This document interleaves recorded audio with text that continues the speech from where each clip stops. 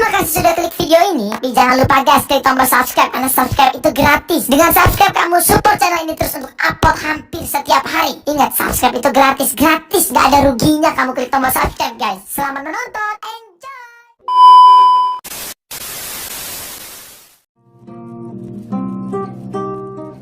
Keluarganya sebetulnya almarhum ini adalah keluarga besar, putra ke-10.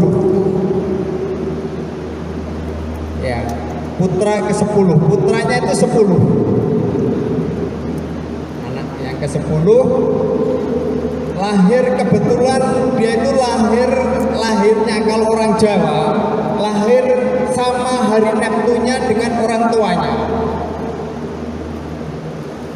Sama dengan orang tuanya, setelah lahir sama dengan orang tuanya, akhirnya dibuang syarat, akhirnya diambil oleh saudaranya, dibina sampai dewasa. Kebetulan yang ambil itu keturunan Tiongkok saudaranya, tapi kalau Mak Totong itu murni orang Jawa, bukan keturunan China. Kenapa dikasih nama Totong Kindarto?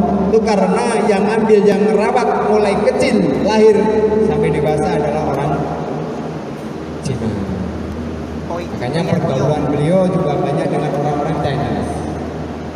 Ini perlu diketahui oleh semua anggota. Beliau seorang yang masih muda belia. Beliau berlatih di berbagai macam perguruan pencak silat maupun kungfu yang ada di Madiun maupun di luar Madiun. Tetapi setelah dia berlatih menggali, ya, dari perguruan satu ke perguruan satu, perguruan yang lama, tetapi beliau belum disahkan, belum dibaiat untuk menjadi seorang warga, sehingga beliau belum terikat di dalam salah satu perguruan, tapi pernah mengikuti baik itu tinju, bulat, pencak, dan lain sebagainya. Setelah itu beliau merenungkan, akhirnya beliau merantau. Ya, setelah beliau belajar kaitannya dengan bela diri, beliau merantau Banten. Ya. Setelah merasa semuanya terkuasai dengan baik, kembalilah beliau ke Madiun untuk mendirikan suatu perguruan yang dinamakan IKSP Kerasakti. Setelah beliau mendirikan perguruan dengan aliran kungfu pada tahun 1980, melihat perkembangan di negara kita, hubungan Indonesia dengan Tiongkok lagi retak. Almarhum guru besar kita mempunyai firasat yang sangat luar biasa. Kalau memaksakan diri tetap beraliran kungfu, nggak akan bisa berkembang. Akhirnya di tahun 1981, IKSP Kerasakti yang kungfu notabene itu tadi didaftarkan ke dalam Federasi IPSI, Ikatan Pencak Silat Seluruh Indonesia. Akhirnya tergabunglah kita di dalam Federasi IPSI, sehingga keuntungan bagi kita yang belajar di IKSP Kerasakti, karena para senior kita terdahulu, biarpun kita sudah masuk di dalam Federasi IPSI, pelajaran kungfu ini nggak mau ditinggalkan, sehingga model celana pun tetap itu dipakai, baju pun masih dipakai, nggak mau dirubah. Sehingga kita punya kelebihan, biarpun kita punya federasi di pencak silat IPSI, tapi kita mempunyai kelebihan. Selain kita bisa pencak, kita juga bisa kungfu. Terus di dalam perjalanannya, mulai tahun 81 kita masuk di IPSI, terus berjalan, IKS terus berkembang. Diawali dari Madiun keluar sampai ke Magetan keluar sampai di Ngawi. Perlu perjuangan. Almarhum melatih sendiri pada saat itu, datang sendiri di tempat latihan. Ya. Karena perjuangannya yang gigih, dan alhamdulillah karena mungkin itu sudah mendapatkan ridho dari Allah, akhirnya dengan perjuangan itu seperti yang kita rasakan sekarang ini. Jadi perlu diketahui oleh saudara-saudara semua bahwa IKSP Keras Sakti ini dilahirkan di Madiun ini sekaligus yang menjadi guru besar, pendiri perguruan IKSP Keras Sakti ini adalah Bapak Raden Toto Kindarto. 1997 di usia guru besar kita pada usia 43 tahun, ya, usianya baru 43 tahun, beliau meninggalkan kita semuanya. Pada tahun 97 setelah almarhum meninggal, diadakanlah pertemuan keluarga di Jalan Merpati nomor 45, sekaligus dikumpulkanlah para tokoh-tokoh yang masih solid dengan IKSP Keras Sakti. Dan pada saat itu tanggal 24, tanggal 21 guru besar kita itu masih memimpin musyawarah besar untuk memilih ketua harian. Ya, alhamdulillah pada saat itu saya ditunjuk sebagai ketua harian. Setelah tanggal 21 penutupan, beliau pulang sakit selama 3 hari. Sakitnya apa? Guru besar kita sakitnya jantung. Dia kena jantung koroner. Pada saat itu dia memang seorang perokok berat, tapi bukan seorang perokok berat mesti kena jantung, ya Pak Sarwi. Seorang perokok berat mesti punya jantung, tapi belum tentu kena jantung, maksudnya begitu ya. Pada saat itu begitu.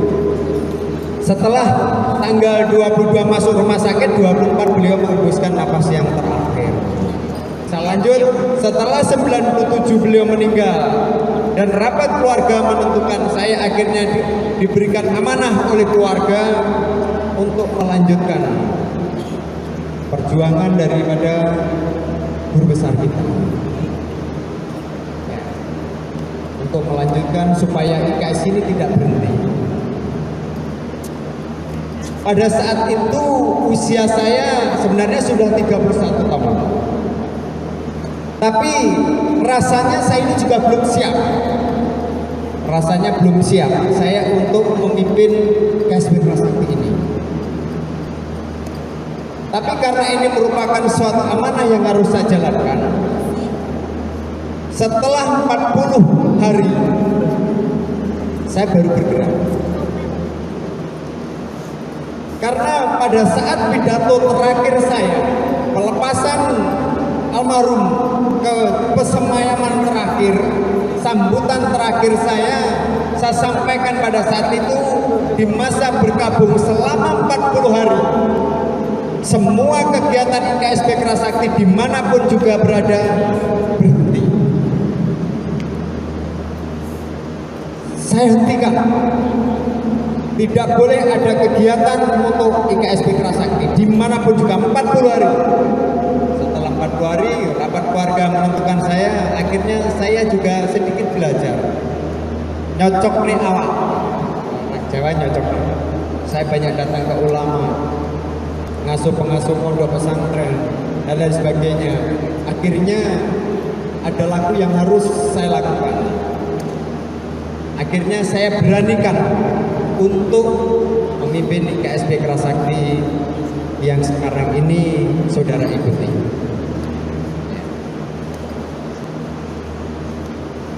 Untuk agama, ya, guru besar kita Bapak Raden Toto Kindarto Muslim. Saya bertanggung jawab. Ceritanya begini, pada saat almarhum meninggal, satu-satunya Muslim yang disemayamkan di tempat persemayaman orang Tionghoa. Jadi begitu beliau meninggal, disemayamkan di situ. Tapi pada saat malam hari, meninggalnya sore, malam hari saya bersama para pengurus, namanya saya selaku penanggung jawab pada saat itu karena saya sebagai ketua harian sempat melakukan debat tebal dengan keluarga. Karena keluarga, maksudnya istri dan mungkin keluarga besar dari istrinya, Pak Totong itu tetap harus ikut Nasrani. Saya nggak mau. Ramai sampai malam, nggak selesai itu. Nggak ada jalan keluarnya, buntu. Saya sudah ngomong, saya ini setiap hari Jumat ketika ada kegiatan menjelang pengesahan saya selalu di Jalan Merpati dan diajak bersama-sama untuk sholat Jumat di Masjid Agung. Saya sudah ngomong gitu, tapi tidak, dia Nasrani. Akhirnya yang merawat almarhum besar kita memberikan KTP itu kepada saya. Ya, ibunya.